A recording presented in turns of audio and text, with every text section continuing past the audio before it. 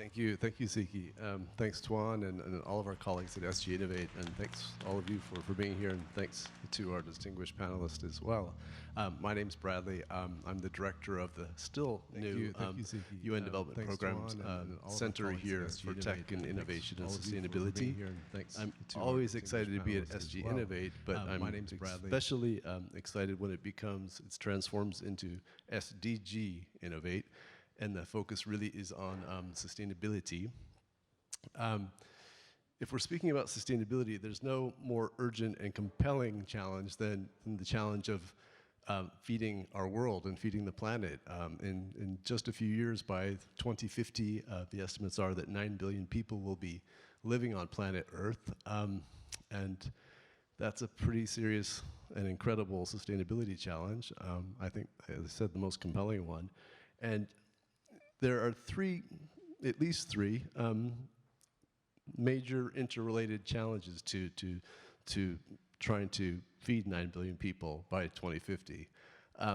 One is, of course, we just need to increase productivity as much as we can, but that has to be balanced by the second challenge, which is, 75% of the developing world's poor people are in rural areas. In other words, their livelihoods depend on farming. So it's not just about creating lots of very cool apps and high-tech solutions to agriculture that put tons of people out of work.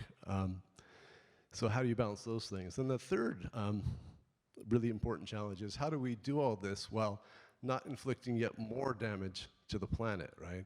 So these are mighty challenges, and that's some of the background of why we're here today to talk about the future of food. And we're excited that Singapore, the ecosystem here, the government here is pushing this 30 by 30 initiative. In other words, 30% of Singapore's food will be, the aim is for 30% of Singapore's food to be produced here locally. So that's generating a whole wave of investment here. We see a lot more startups here working in this space. And in fact, we're leveraging on that energy here with the UN Development Program here in Singapore, and we're launching, one of the things we're doing about this is that we've launched a global innovation initiative around sustainable agriculture, especially around digital agriculture.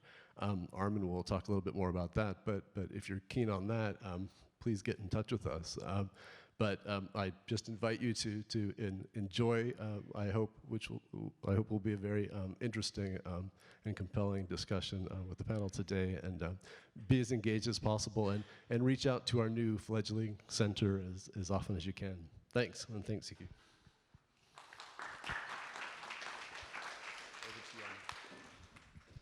Thank you. Good afternoon, and welcome to the Future of Food. My name is Armin, and I'm Thematic Lead for Agriculture Technologies and Senior Sustainable Agriculture Advisor at the Global Center for Technology, Innovation, and Sustainable Development. And I'm very thrilled to be the moderator of this panel discussion today.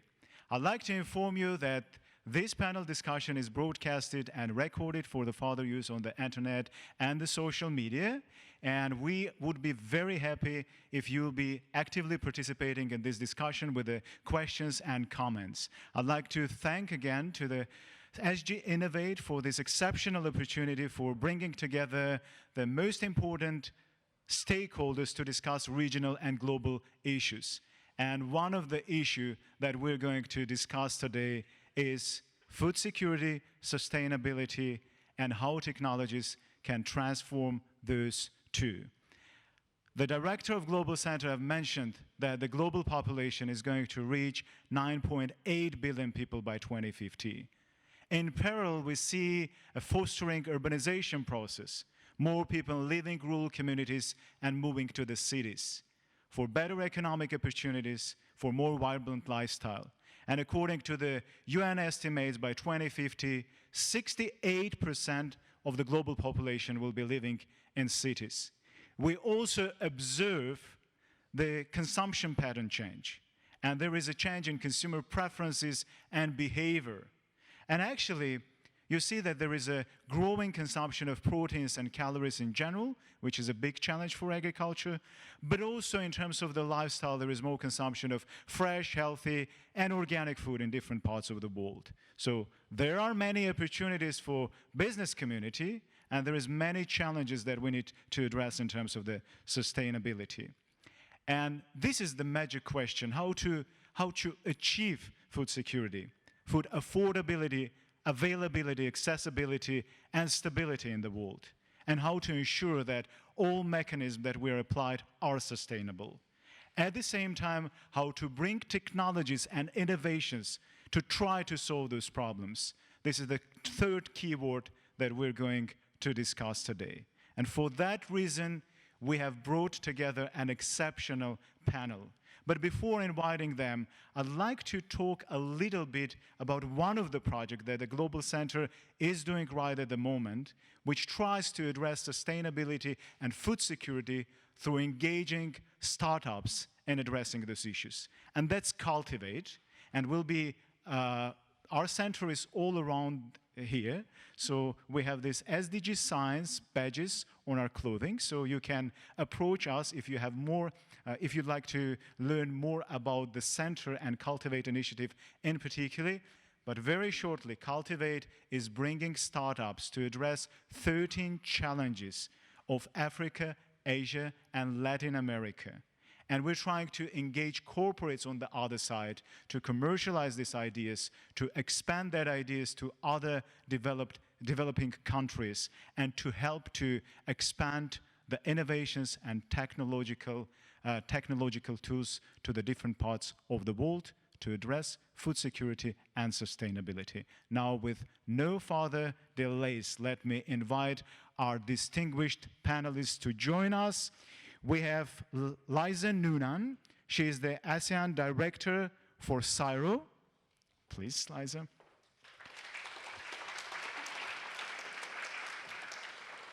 John Friedman, who is the Director of Ag Funder Asia. Please.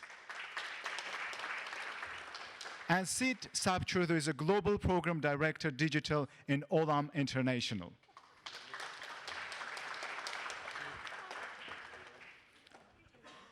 Thank you very much for joining our panel discussion today. And I'd like to start with Liza.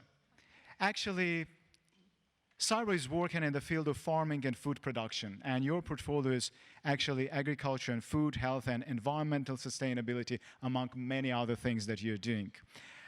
Could you please provide more information on your ongoing projects, how to promote safer, healthier, and sustainable food? And can you provide some more details on these projects? Sure. Do you want me to use your microphone or another one? So I guess it's how long have we got? Look, I just want to start off by saying, look, there is lots of reason to be cautiously optimistic that the science and technology we're seeing being developed in research institutes around the world and being taken to market by some very smart people and companies gives us lots of reasons to say we can feed a global population of 10 billion people. I like to round up 9.8. I'll just say 10 billion. However, we know that science and tech alone isn't going to solve that food security challenge that we face. We do need to understand where the barriers to adoption of these new technologies are, whether, and particularly in smallholder farming communities who might lack access to information about these technologies or funding to adopt these technologies. We also need to be more aware of the business models that are emerging to break down some of these barriers. The enlightened and informed investors who are supporting these business models, and also proactively engaging the regulators to get them to understand the new science and tech and help them accelerate the market readiness of that of science and tech that can more sustainably feed the planet. So, having said that and set that context. Some areas of science and technology emerging that I think can contribute a lot to the global farming productivity and sustainability. So the first area we'd sort of classify as kind of agriculture 4.0 technologies, which is really digitising the ag industry. One of the last industries to digitise in the world. But it's looking really about how Ag 4.0 can help improve farming techniques, whether that's helping farmers be more efficient with their inputs, helping them to improve their yield or the predictability of their yield, and of course, helping them earn more income. So some of the tangible examples, things we're working on in the Agriculture 4.0 space, and for people not familiar with that term, it's kind of just bringing together sort of the physical world of, IoT devices, like, new smart sensors and robotics with, advanced analytics and software and AI and so on. So we're seeing smart sensors and analytics deployed in applications like monitoring soil type, crop canopy temperatures to better, or for better efficiency of water usage, better targeted application of fertilisers, and ultimately improving yields. We're seeing machine learning, pattern recognition to help, combined with smart sensors to help farmers detect pest incursions and then respond to that pest incursion. An example of that is I've worked with a startup in Australia who came from CSIRO. So there were fruit fly entomologists, so people who studied the behaviour of fruit flies, with data scientists to actually do pattern recognition of fruit fly to develop a smart trap for fruit flies, which costs the global horticultural industry billions every year in fruit waste. So a lot to be excited about in that space. And then with regards to farm robotics, we're seeing a number of new unmanned ground and aerial robots to help farmer productivity. We see there's a great little platform called Ageris that's been trialled in smallholder communities. They've got a low-cost electric digital farmhand which uses AI and does low-value tasks like weeding. So it can, knows the difference between a weed and a plant. And then, for broadacre farmers, we're seeing, sort of the combination of spectral data, crop science, climate science, and machine learning to, for better farm sort of software management and crop management to help farmers make better agronomic decisions. So that's in the digital space, and then, a whole bunch happening in gene technology. So we're working on CSIRO, the organisation that I represent. We've been doing some pioneering work around RNAi technology, which simply put sort of silences the gene expression. So a simple example, it stops potatoes and apples turning brown when they're peeled, or it helps increase the resistance of crops to certain types of disease, like certain types of wheat stem pathogens. There's opportunity there to switch on oil production in the leaves of staple crops like sorghum. So what would be a waste product now can suddenly be turned into oil producing, a high protein production for maybe a biofuel or an animal feedstock. So lots there. And then in sort of the more emerging fields and things that we're starting to work with Singapore, well, actually, before I go into that, there's one in terms of actually breeding better animals. So how you get, the innovations in feeding animals. So whether it's feeding cattle a seaweed that, adding a seaweed to their feed to reduce their, let's politely say, methane emissions, and at the same time improving the yield of that cow. We're seeing here in Singapore, black fly soldier larvae being fed to carnivorous fish like salmon and tuna to stop them having to be fed fish stock. Advances in the vaccines we're providing fish stock, so they're not being pumped with antibiotics, which is then contributing to the looming antimicrobial resistance issue in humans. And then on the sort of, I said more sort of the frontier where we're working with Singapore and their 30 by 30 challenge, the space of alternative proteins is really hotting up. We're seeing, in plant-based proteins, who here has had an Impossible Burger or some sort of Impossible product? Yeah, exactly, right? In Australia, we've spun out a company called V2 Foods, where we've seen companies like Fable Foods who are working with jackfruit. And these are not your veggie burgers of, 10 years ago. They actually taste like meat. And if you had it and didn't know it was a plant-based meat product, you wouldn't know. Then, of course, I think algae's having a bit of a moment. Lots of startups and a lot of the grow cohort here in Singapore at the moment, it's got a couple of algae-based products, algae-based propositions, and they're going into fermentation into plant-based meats, but also as a bionutrient for vertical farming, and also as a media for cellular agriculture. And then there's the whole lab-grown meat, clean meat movement as well, which, here in Singapore, the quite well-known A-Star spin-out Shiok meats. And we're seeing a lot of technology sort of emerging around that space to make cellular agriculture more economically viable. And then, with all of that, a lot of these sort of innovations are leading to opportunities for indoor farming, making urban food production, getting urban, food grown closer to the source of consumption. As you referenced earlier, 2 in 3 people in Southeast Asia are going to live in an urban centre. They are aware about their food miles and the waste in food supply chains. So how do we make that more viable? I think that from a water efficiency perspective, the claims are stacking up. There's probably still a way to go on energy efficiency in indoor farming.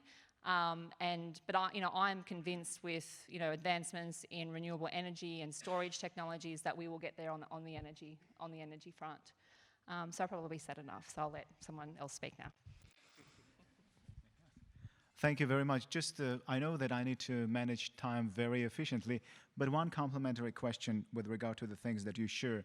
You said a lot about the different types of technologies such as precision agriculture, pattern recognition, integration, automation, and robotics.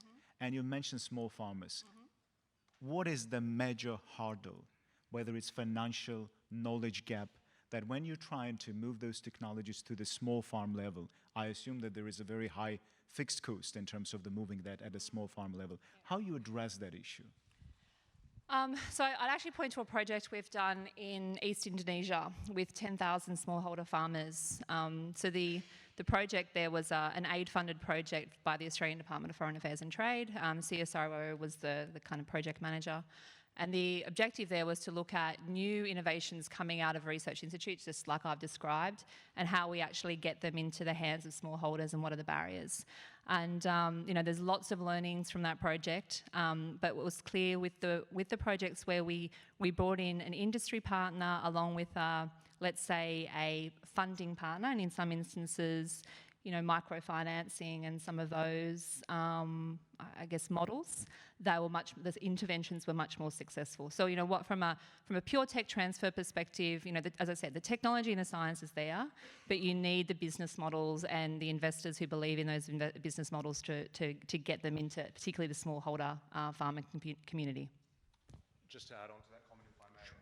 Liza, you brought up the example of smallholder farmers in Indonesia, and we're at the stage now in the evolution of technology and application of technology into the field, but also, I guess, the democratization of investments. This is kind of where, if I put my ag funder hat on, but, for example, in the US, a few years ago, they passed the Jobs Act, which allows for crowdfunding into sort of venture capital for more retail investors, non-accredited, et cetera. We're at the point now with this dialogue, and all of us are here today, here to support these sort of SDG goals and initiatives that we're trying to create a sustainable future, whereby the public markets and the general public are taking a greater look at where they're putting their investment dollar. We're not just keeping it in sort of mutual funds or putting it in savings accounts in the bank and earning minimal interest. We can actually create positive change with our investment dollar. That can be as small as a few $1,000s through these crowdfunding platforms, up to obviously sort of more institutional levels where you can be investing in funds, et cetera. So I think we're at this shift now, a point in time whereby the capital markets are really playing a role in driving that change. Just to complement that, John, prior to joining AgFunder, he was an investment banker with 12 years of experience in public markets at Morgan Stanley and Deutsche Bank. So thank you very much for also looking at this issue from that perspective. I actually like to ask next question to Sid, who is the Global Program Director, Digital, and Olam International. I had a chance to explore and to research into the sustainability part of your organization, and it's really impressive how many projects you're doing in that field. Could you please, therefore my first question would be, the Olam's purpose, reimagine global agriculture and food systems. what are the key issues you see, and what is your approach towards addressing those challenges? Thank you. So first of all, for people who don't know about Olam as a company, we are a food and agri-business based out of Singapore. We are present in about 60 countries around the world. We have 20,000 customers. We deal in more than 44 different commodities. On a daily or weekly basis, we deal directly or indirectly with almost 4.5 to about 5 million farmers, most of them being smallholder farmers. So we are ourselves farmers, so we have large areas under own cultivation around the world. We are suppliers, so we buy from farmers, traders, and we move the goods, and we are also processors. As you mentioned, our purpose is reimagining global agriculture and food systems. And the reason we've brought that vision, and that's come out from our, let's say, our recent strategic planning exercise, because we fundamentally believe that the food systems are broken, right? We believe that more than 50% of people who are in this space because they have no other alternative. So what are the challenges we see at a macro level? We see food systems are under pressure. We don't talk anymore about climate change. I think it's all climate crisis. We just look around us, and I think we realize that. But more than that, there is a tremendous loss of biodiversity that is happening in the world, right? That's because also to create more space to feed the planet, there's more encroachments, forests are cut down.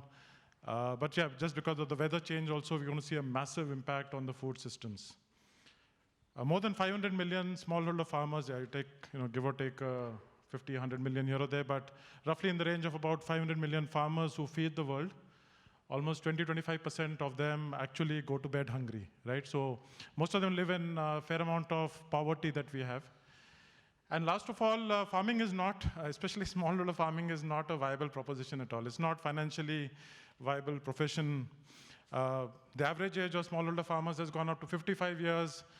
Most next generation people in those places don't want to do farming. They're all moving to the cities. They're all looking for other jobs. Even in the US, less than 8% of millennials are actually into farming. So there's a fundamental pressure on the food systems. Then we know that supply chain, especially the food and agri supply chains, are incredibly fragmented. And they're incredibly complex, and they're incredibly inefficient. There are a lot of people working on it. So the good news is there's a lot of people, governments, companies, NGOs, organizations working to address this. We play a small role in that. And also the really positive part, which is the good news, is as individuals, I think, and that was alluded a little bit earlier, we're seeing a fundamental shift. So people are demanding, civil societies and individuals are demanding a change, are demanding that companies deliver food in a sustainable and ethical way. Right, so that's, let's say, from the context. And in terms of addressing it, just as he mentioned, that we're really doing a lot of projects, a lot of them in different stages, but I'll give a couple of examples. So right on the consumer side, right, so if I ask everybody in this room, how many of you want food that is ethically and sustainably grown? It's not even a question, that is hypothetical. But how many of you all go to a supermarket or a shop and actually pay extra for food that, do you actually check the packaging and say, is this ethically grown? Is this sustainably grown? I think most of us don't. And there are various reasons for that, right? Including saving money for other needs. But also I think there is a fundamental lack of trust in the system, right? Why would you pay more if you're not really sure that what you're paying for is actually going back to the people and the systems that need that money, right? And again, there's a lot of work happening in this. We are not the only company, but about 18 months ago, in addition to some of our, I would say at ground levels, digital solutions that we had launched, we came up with a solution for our customers. So we typically we sell to B2B. So we sell to all the big guys around the world, the Krafts, the Mondelez, the Nestle's, the guys, and everybody who sells to you, right? Whether it's food, feed, or fiber. And we came out with a platform that allows our customers to actually, for the first time, get third-party verified data about the entire chain, right from the farmer group till your doorstep. And there are more than about 100 odd metrics. So it's not that we've covered all our supply chains that way, but we started with about 25 big ones. And right from the farmer group to your doorstep, the customers can get access to more than 100 metrics on social and environmental parameters. Social parameters like child labor, whether children are going to school, what's the percentage of women in the workforce, health, do farmers have access to healthcare facilities, do they get access to clean and drinking water, sanitation, so a whole set of social and also environmental. What is the carbon footprint? What is the water impact on this? So there's a whole lot of metrics which are available, and we believe this is going to enable these big players, and including small players who sign up for it, to be able to actually meaningfully deliver this to consumers. Right? And in the end, still we're going to expect that you all are going to, and all of us are going to go and pay for that. But if you can increase credibility, if you can increase that trust in the system, and third-party verified trust, it's not just because Olam says so, it's because it's third-party verified that we believe will improve credibility. And I think these kind of platforms will allow societies to be able to pay more and also track how much. So through the solution, we are able to actually track as to how much of the full value chain goes back to the farmer group, or even sometimes goes back to the farmer. And I think that will be immensely powerful, right? So that's one solution that we have out there. The other one I just touched upon, that across developing worlds, we see farmers simply clearing out. Of course, we see them burning existing acreage, but also clearing out forest land, right? So we've actually partnered with the Wildlife Conservation Society, and we offered them our digital solution free of cost to try out a pilot. So what they're doing is in the South Sumatra Islands, where in the forest where the orangutans are not having enough trees to swing on, what they're doing is, that's because coffee farmers and those farmers are, they're cutting more and more acreage. And why are they doing that? Because their existing plantations, the trees are becoming old, their incomes are not sustainable, and they want to basically add more acreage under plantation for coffee. So what does the solution do? It allows the Wildlife Conservation Society to actually, with all the farmers who are signing up onto their platform, this solution actually allows them to map all the farms, geofence it, what are the existing farms, and then they create incentives to those farmers so that the produce which comes from their existing landholding will be rewarded financially more, and thereby prevent encroachment into the protected forests. So what we're seeing is the underlying theme is also a lot about collaboration. We believe that the problem is at such a massive scale, there's no way we are going to be able to address it ourselves. So we'll continue to look for such kind of partnerships, whereby we can offer some solutions or jointly work on solutions which actually make a meaningful difference on the ground. If I could just expand on one of the points that Sid brought up, you talk about sort of the broken agricultural system and our sort of overdependence and our overdependence on certain crop types, and obviously how that sort of shifted the production of specific crops over the last several decades. I think one of the most shocking statistics I came about recently, and please, if I get this wrong, kindly correct me. But I think it's, of the potentially hundreds of thousands of edible plant varieties and species in existence on the planet, which we as humans could consume safely. We derive something like 75% of our caloric intake from only 3 plant crops, right? Wheat, or okay, who can name them? I gave you one. So we've got wheat, rice, yeah, and corn, maize, yeah, exactly. 3 crop types, 75% of our caloric intake, from a possibility of hundreds and thousands, and what that has led to is obviously millions and millions of acreage underplant across the world, monocropping, soil health destabilization, all the rest of this. That mindset shift is, I'd like to see more of that taking place. Some of the more exciting, as a consumer, I think this is where we are sort of reawakening in terms of what we choose to eat and what sort of systems we support. But it goes back to Sid's point about the system being fundamentally broken, but not irreparable. And some of the most interesting new companies and technologies that I've come across are ones who are trying to explore sort of the lost foods and reintegrate them into traditional farming systems. And part of the technological I guess, requirement in doing so is just providing farmers with knowledge of these crops which maybe they've never come across, or they haven't been incentivized financially or materially to be able to plant and sell from their lands. But we've got companies, there's one here in Singapore called NAMZ.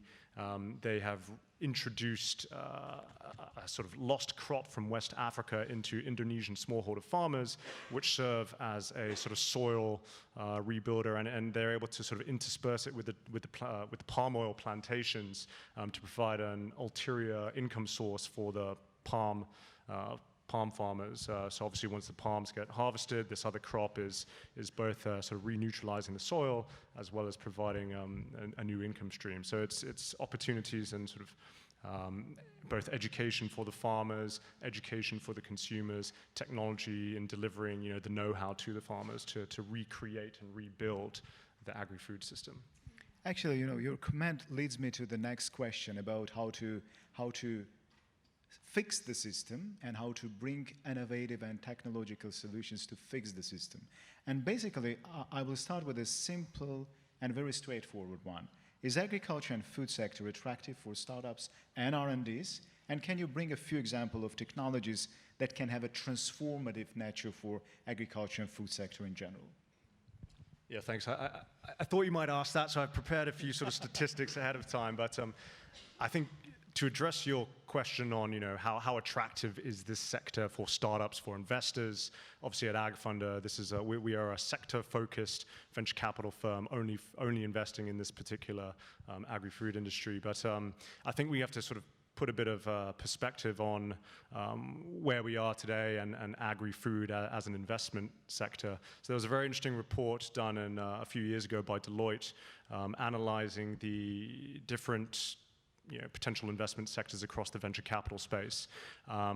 Back in 2010, agri-food is way at the bottom, and actually this kind of follows on from one of the comments that Liza made in terms of agri-food industry, in terms of the sort of the innovation that has gone into the industry. There was another report by McKinsey where, again, agri-food ranks sorely down at the bottom in terms of disruption and innovation that's come about over the last 50 or so years.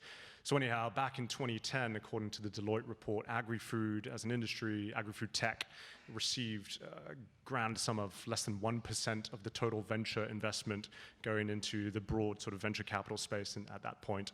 Fast forward 5 years, at 2015, there'd been decent sort of compound annual growth rate, but still we were only at about 3.1% of total investment dollar going to agri-food.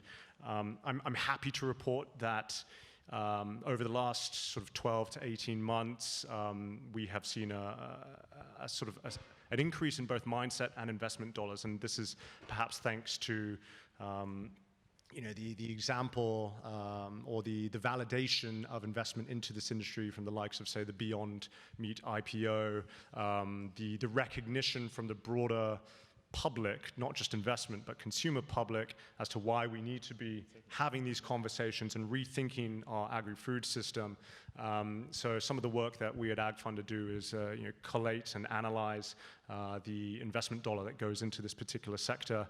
The 2018 statistic, which is the last sort of published one, saw close to $17 billion going into agri-food tech as a sector, which was approximately just over 40% year-on-year increase from the previous year.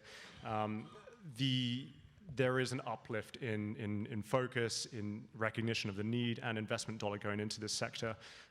We haven't finished reviewing the 2019 full year numbers yet, but from the rough data, I'm happy to report that that trend has continued. I was just looking at some of the ASEAN numbers specific to our region compared to the previous year. For instance, in early stage financing, sort of pre-seed to Series A ventures in ASEAN, total investment dollar close to doubled.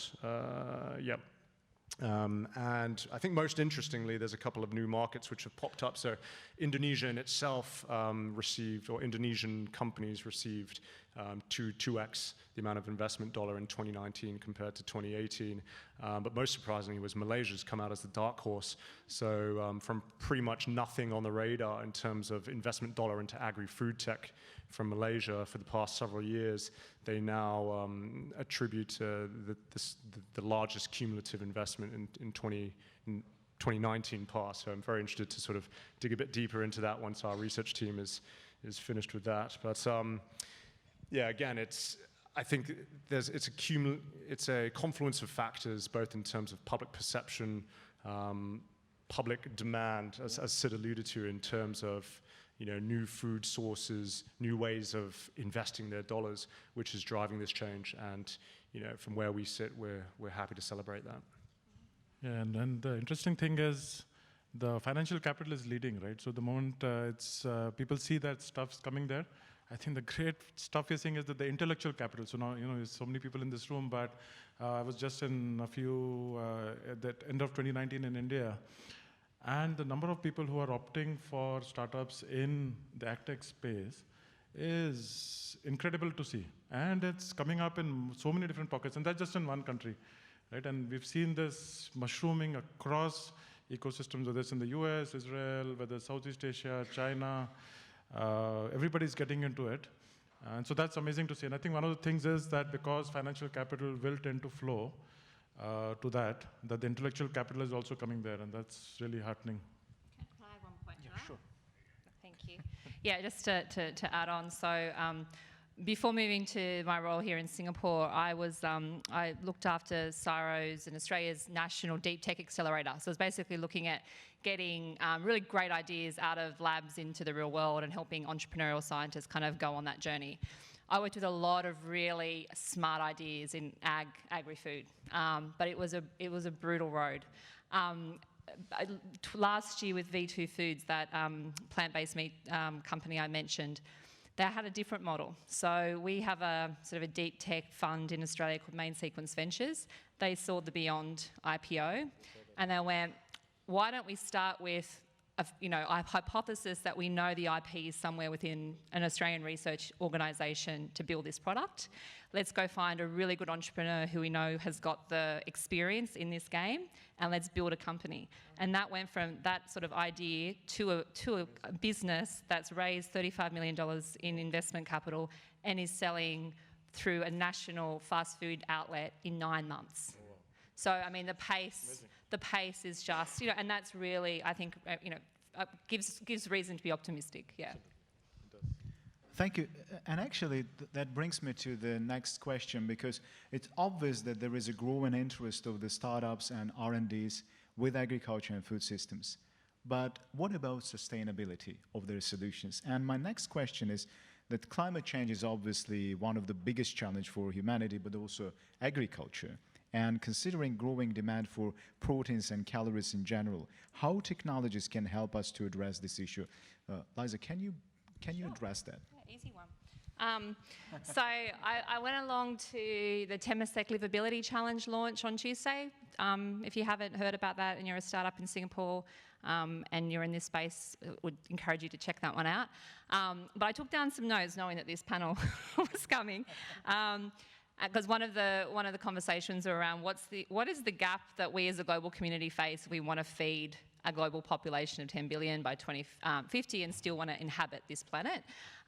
So the current gap, the gap that was discussed on Tuesday, there's a 56% food crop deficit on a baseline of a 2010 global food production. There's a 600 million hectare land gap. Which, for those of you who are spatially challenged like me, that's about 2 Indias.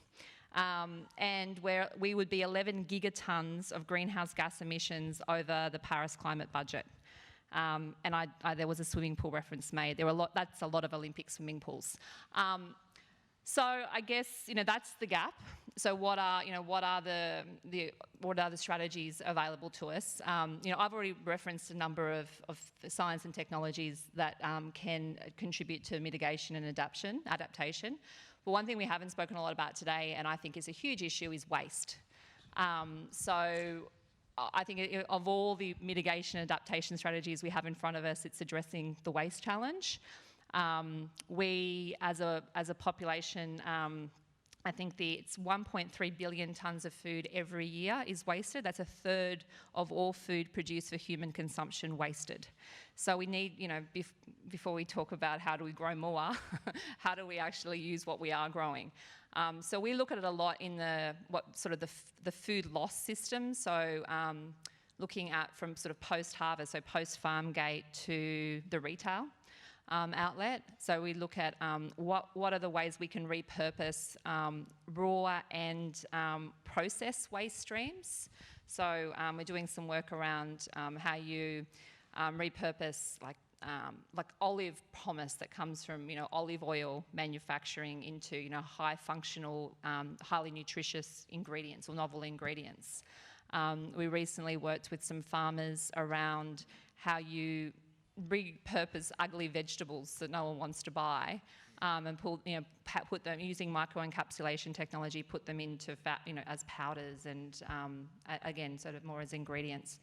Also understanding the logistics technology and analytics are better for smarter logistics of moving food around. And we're doing projects right now in both Vietnam and Indonesia to help them on their, to reduce their waste in their logistics. And also we've just finished a mapping and visualisation project in Australia, which actually identifies waste hotspots. And then what are the interventions, where those hotspots are, what are the interventions, whether it's putting in, waste processing plants or, rerouting trucks. How can we overcome some of those food hot loss spots? Then, as a consumer, and Sid referenced it, we've all got the adaptation strategy in front of us of being more aware and mindful of what we purchase, how much we purchase. Haven't used the word blockchain today, but blockchain can give that visibility and transparency into the food supply system.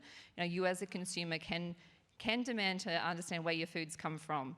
Has your fruit or vegetables come from a farm that hasn't exploited their labourers? Is the palm oil that's in your peanut butter or your chocolate or your lipstick, has it actually come from a sustainable, a truly sustainable source? I think circular economy is the new the new buzzword. So looking at a community level, lots of closed loop initiatives to reduce food waste, including initiatives we see here in Singapore. Yeah. No, I'm glad you brought up the point about food waste. In my mind, and you've articulated these sort of the three key gaps very well. And I believe, Armin, you started off the segment talking about, obviously, with close to 10 billion population by 2050, obviously the sort of caloric demand from the global population, what that would look like.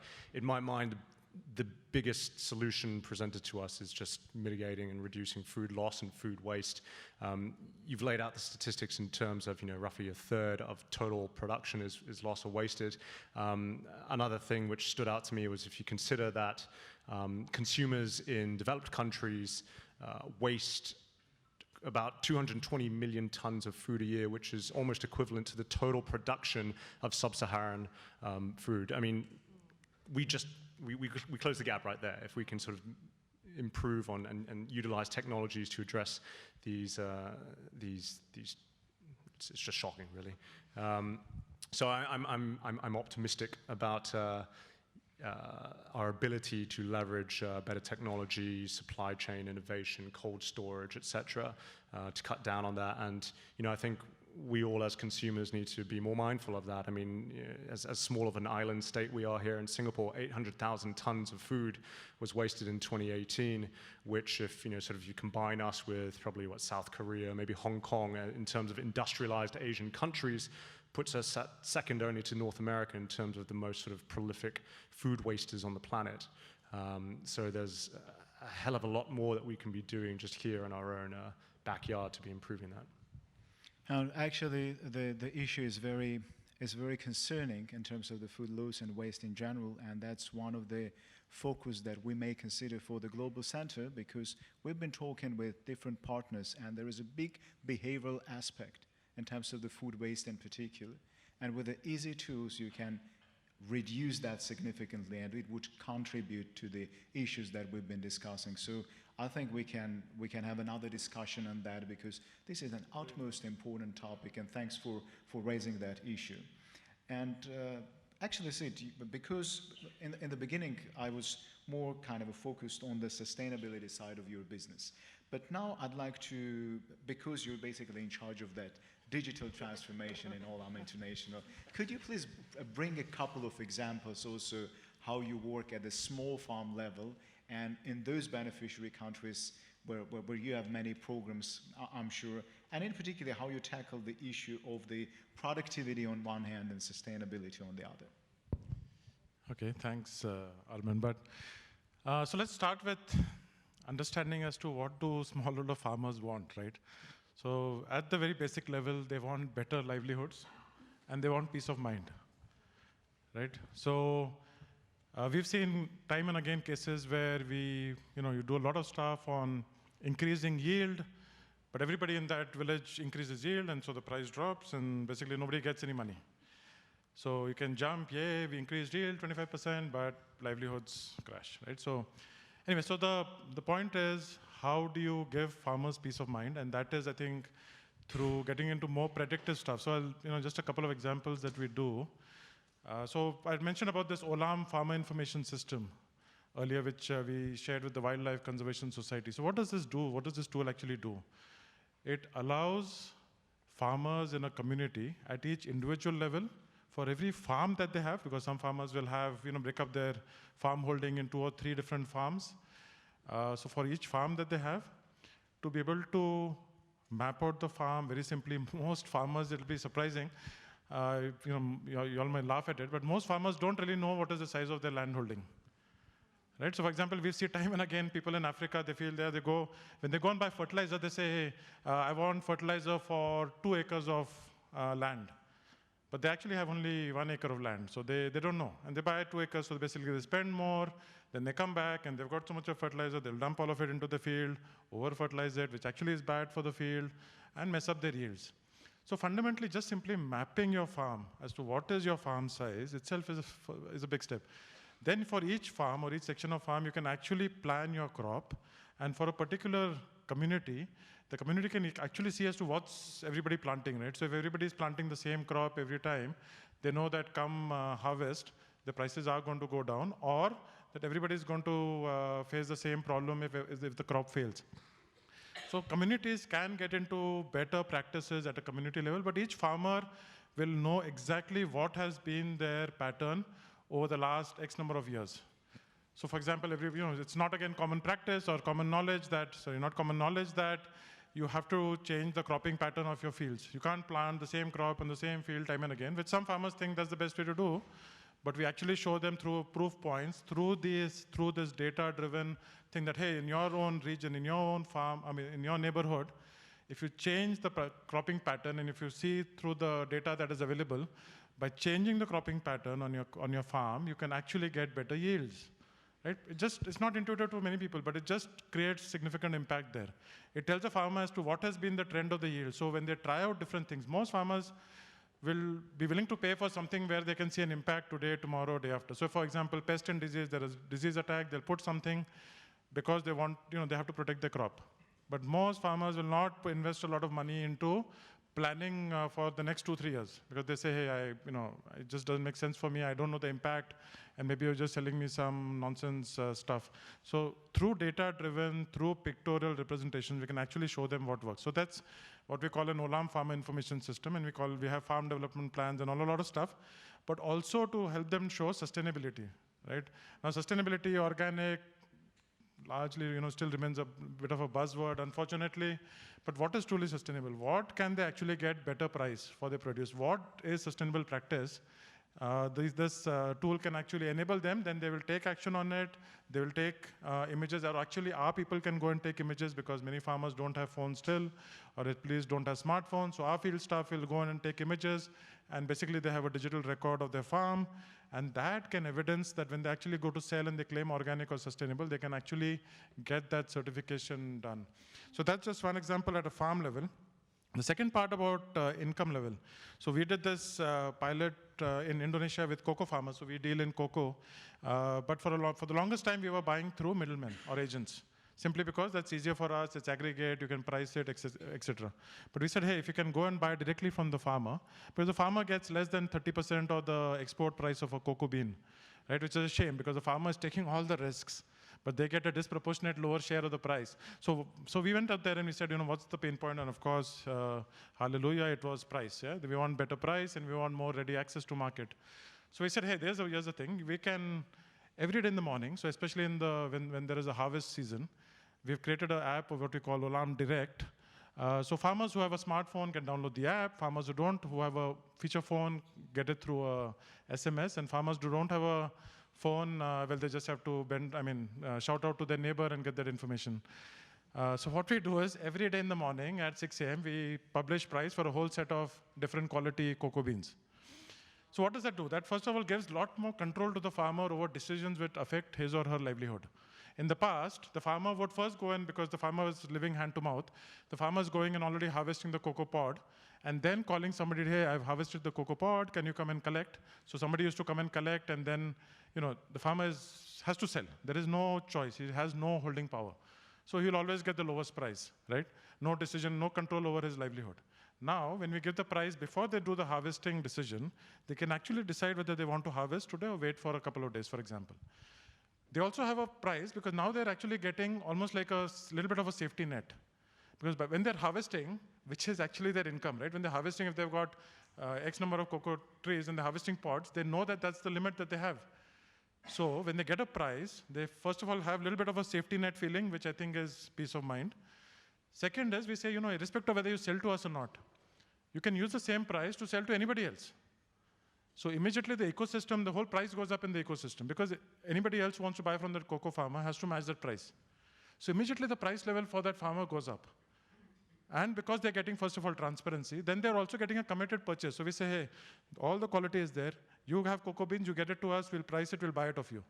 We're not going to, if you come and you show us a little bit lower quality, we're not going to say, okay, go back. Sorry, we're not going to say, go back, we're not buying this, we can't manage. And to your point, because we're able to find value through different qualities of the cocoa bean.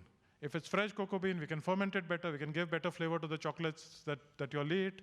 If the cocoa bean is bad, we can still identify that data and help that farmer to improve for the next time, because probably they're not pruned enough, they're not used the right fertilizer, they've been affected by some pest or XYZ. So actually the data allows us to then go to the farmer and say, hey, last year you had this, now next year we'll give you some advice and you can get better quality cocoa. And you can also time your harvesting so that you get the maximum price for your produce. So by bringing price transparency, access to market, and connecting it, and also doing it in such a way that farmers are not bothered about the digital. No farmer is sitting around waiting for an app and downloading an app and saying, okay, I've got a lovely app to use. No, they just want better price for their produce. And how do you enable that transaction? Because through digital, you capture that data, you capture that information, and that you can actually show it back to the farmer and help the farmer make meaningful decisions about their farms. It's not about giving number of apps, how many farmers have downloaded apps. That's not a success factor. A success factor is how many farmers are selling their cocoa beans to us in a season, in multiple cycles. So do they come only once, or do they come multiple times? Because if they come multiple times, then we know that the price we're offering and the process we're offering is actually simple enough and meaningful enough for the farmer. I was talking to you earlier, Sid, before this started, and obviously I was exploring, how long it has taken for Olam to build some of these systems in-house, et cetera. Essentially, if anyone from McKinsey is watching our live stream, I'd love for you guys to do an update on your digital innovation report and see how far sort of agri-food has shifted up the dial, hopefully. But I think, again, we can be excited about the application of technology into what is traditionally a very rural, backwardated industry. But we also have to sort of recognize key demographic shifts, which both you, Armin, and Sid have alluded to. The percentage of workforce or population that are moving from the fields essentially into the cities. The decline has been staggering, and we cannot deny that. So how are we going to close that gap in terms of workforce production, and that's where technology comes into play. Yeah, so just to give an interesting anecdote. So when we launched this app in in Indonesia, which by now we have got about 80,000 farmers on this platform. So when we launched it with the first 100 farmers trying it out, and we were trying some nice, catchy names, and typical corporate stuff. We went, hey, we'll call it Olam this or this win, and that success.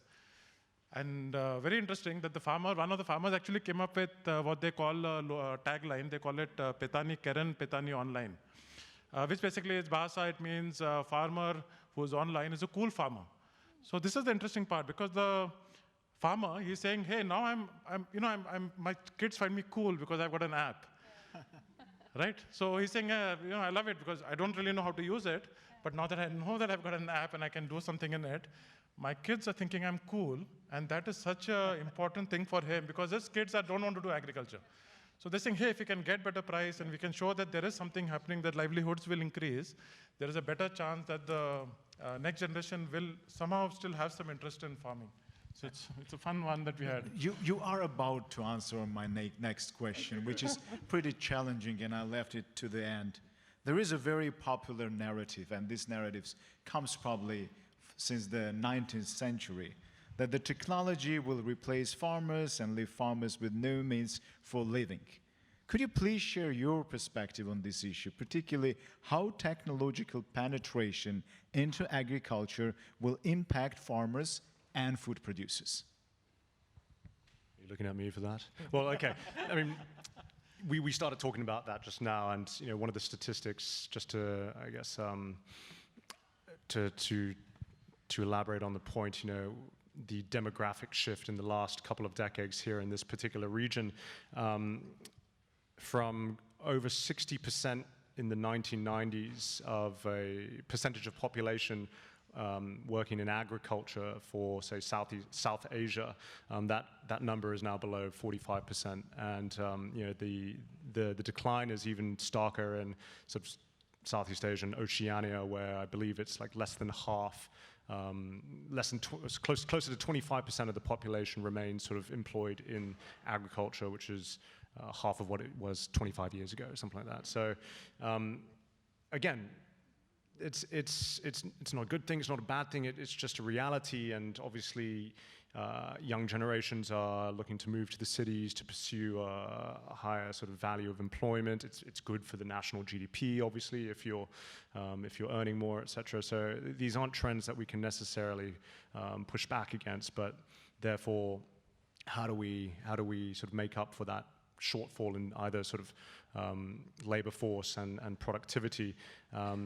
So besides the sort of intelligence and market intelligence and farmer knowledge, which Sid was alluding to, which Olam is pushing out, I think one of the new technologies, it's really not that new, but it started developing, or I should say being put into practice here in Southeast Asia, which has seen a significant impact on the livelihood of farmers, is just digital marketplaces, right? Connecting smallholder farmers to a much larger market for their goods, whereas previously, I think Sid was explaining, it's like a co-op system, and you've got one person who's going to buy your crop. You call that one guy every single day.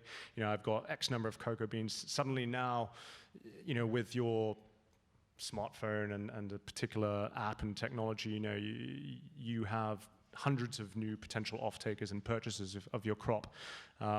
There's some notable startups in this space. In Indonesia, you've got Crowdy and Tani Hub. Crowdy also does some microfinancing as well.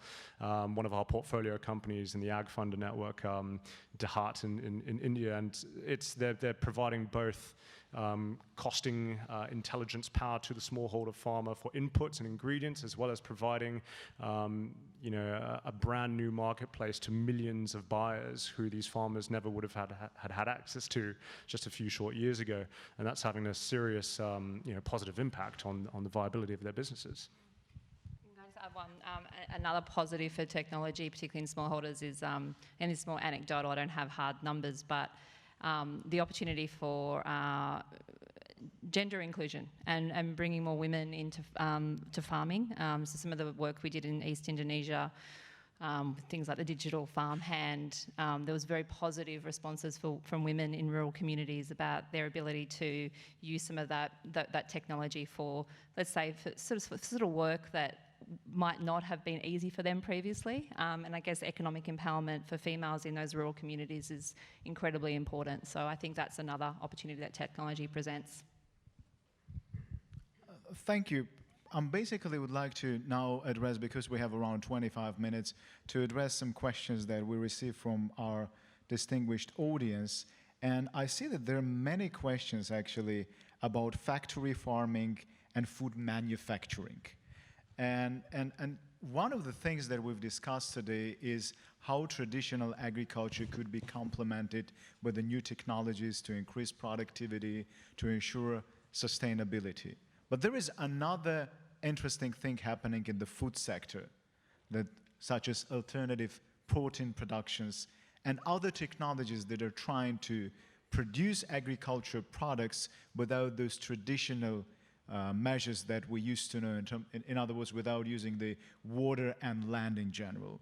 And because there is several questions on this, what is your perspective on that? Is that something that we can expect serious results in the future? I'd like kind of have maybe... Liza's already given the example of very successful, it's a startup, V2 Foods, 9 months from concept to commercialization. I met the founder, Nick, last year at another event that the Australian Chamber of Commerce was putting together around the future of food, and just extraordinary. And actually, I was just, as you were introducing the question there, Armin, I had to think of, it was pretty remarkable that we've gone almost an hour with barely a mention of like alternative proteins and cell-based. Last year, it was just like pretty much every panel you attended on future food, that was all you were talking about. Not to sort of belittle the importance. Actually, I think, you know, the alternative protein space is vastly important when you think about the future of food and sustainability.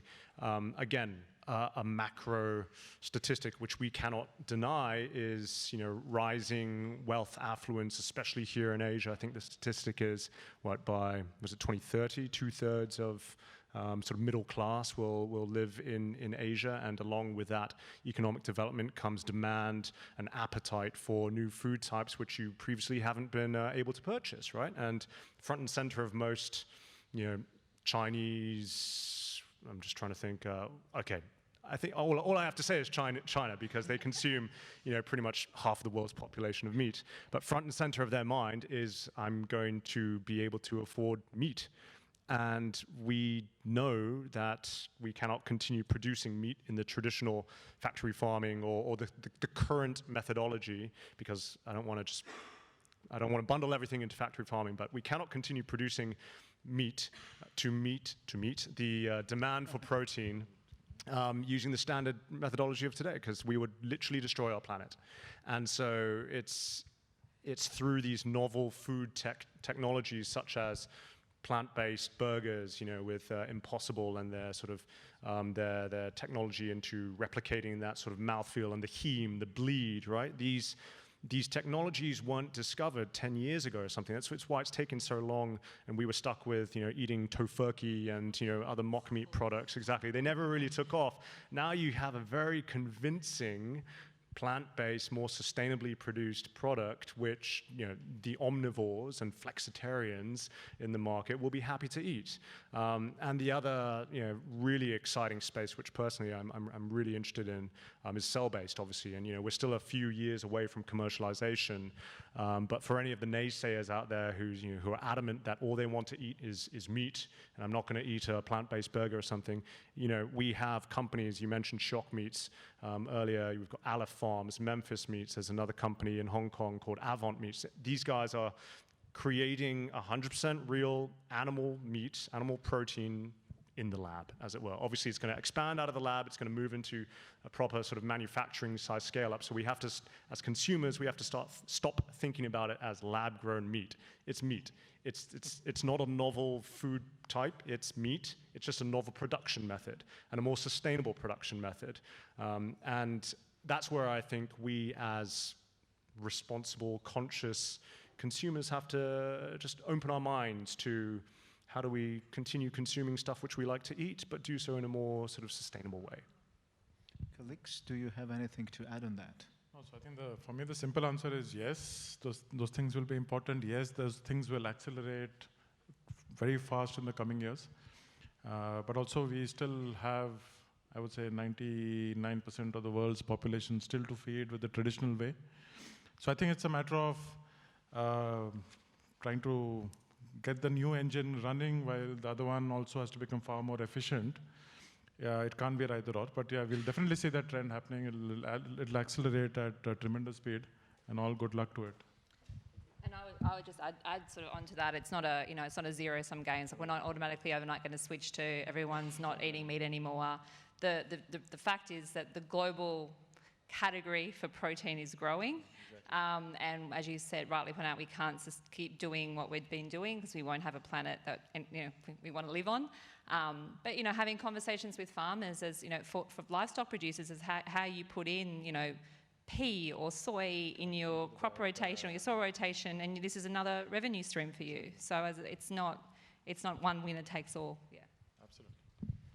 Yeah, one thing that comes from the questions is something that we also haven't discussed yet, is about urban agriculture and the potential for developing for vertical agriculture, utilization of the roofs, underground spaces, some storage spaces for production, some type of varieties of food that can be supplied in the fresh in those large cities where unfortunately we're not able logistically to deliver them. What do you think? What is your insights on the vertical agriculture potential? So I alluded to a few things. I think there are, it's definitely a growing industry, and I think here in Singapore, it's part of the 30 by 30 strategy. Coming from Australia, it probably hasn't been an area we've have focused on a lot because we have typically had an abundance of space. So the need for that sort of intensive farming hasn't been a high priority.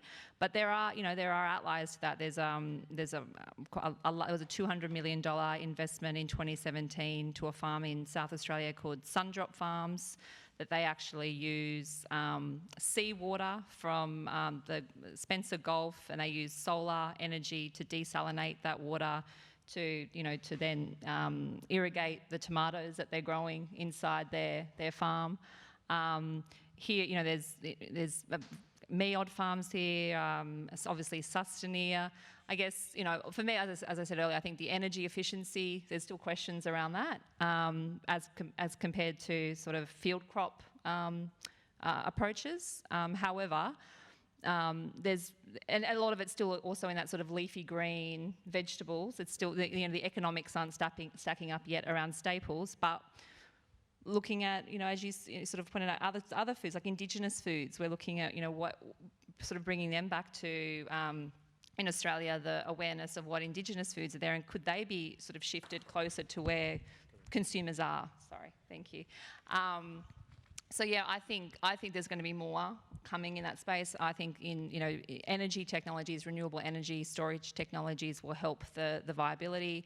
I think we're going to see a lot of innovation in crop genetics to suit indoor environments. I think in the Grow Accelerator here, there's a SynGrow, which are doing some great stuff with strawberries for tropical environments. And I think we've got a great variety called Microvine, which is again suited for indoor environments. So I think we're at the beginnings of seeing a lot more in this space. I'll continue that if you don't mind. I have to pick my words carefully, but I think one would be right to question or be cynical about the sustainability of vertical farming, right? And as Liza alluded to, simply the energy cost of running hundreds of thousands of LED lights for 24 hours a day doesn't stack up based on our current energy delivery systems, right? But again, we can be optimistic about renewables and storage changing that in the future. I think if there are any members of the audience who are thinking about starting up their new vertical farm because it's part of the 30 by 30 vision or whatever, yeah, there are a lot of people out there right now. I think proving yourself as a commercially viable business has still yet to be proven. You can feel good about perhaps helping Singapore solve part of its 30 by 30 goal. But ultimately, vertical farming, as Liza mentioned, its place in the broader sort of Southeast Asia region is not truly applicable. Because, we're approaching for I see the signs that we need to finish the panel discussion, so to leave some time for the interactions and networking.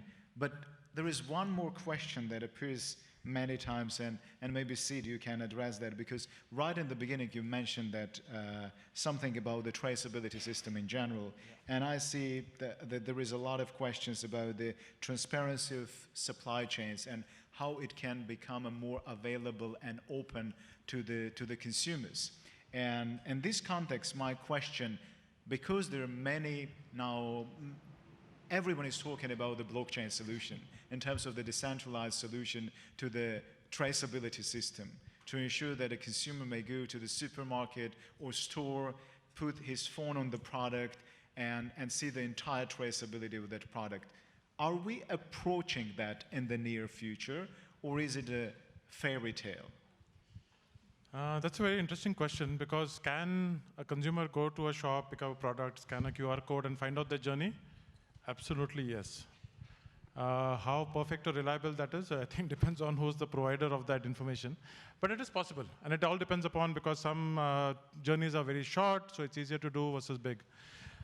Then I think the second point is about the credibility, and therefore tools like blockchain or similar technologies, I mean, that's not the only one, will emerge, which will allow certified, verified, independently verified. So again, it's just a matter of creating trust in the system so people feel comfortable paying. So yes, those technologies will come in. I think there are already chains which are doing it.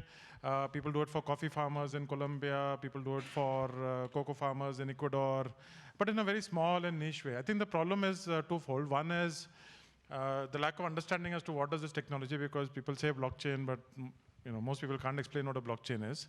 The other part is who's giving information on the blockchain. Those people are already giving digital information. So if it's a Rainforest Alliance or Woods or somebody, they're already digital. So you don't need blockchain for Woods to come and say, this is certified, right? So ideally what you would want is that the broken parts of the supply chain of traceability, that means where it starts off from either the farmer or the cooperative, comes onto a platform. But these people are not coming onto a blockchain platform anytime soon. So how do you capture information at that source and then verify it independently? I think that is very interesting. Obviously, for non-food, we've seen companies actually changing, let's say, doing a paint on the genetic code of cotton to track it all through the supply chain. But of course, you can't do that for food. So for more organized food chains, I think things like blockchain are already there or will be there or just around the corner. For the more complex chain, I think it will take a lot more time, and to make sure that you are doing it in a meaningful way. Again, if you do it in a gimmicky way, it just does not add value. And in the end, all of this, again, it has to result in better price and better value, shifting more from the chain. Because again, the people who are providing the solutions are the ones who are going to appropriate the value. And that's actually not what is going to work in the longer run. So if Olam is creating a blockchain and then saying, hey, I've done a blockchain, so you pay 10% extra and I'm going to take all the 10%. Yeah, no, sorry, that's not a good idea. Can I give it back to the farmers? Yes, but can I see that it's back to the farmer? You will see things like, tip the farmer and stuff like that. Some coffee guys are trying to do. Works, doesn't work sometimes, frankly.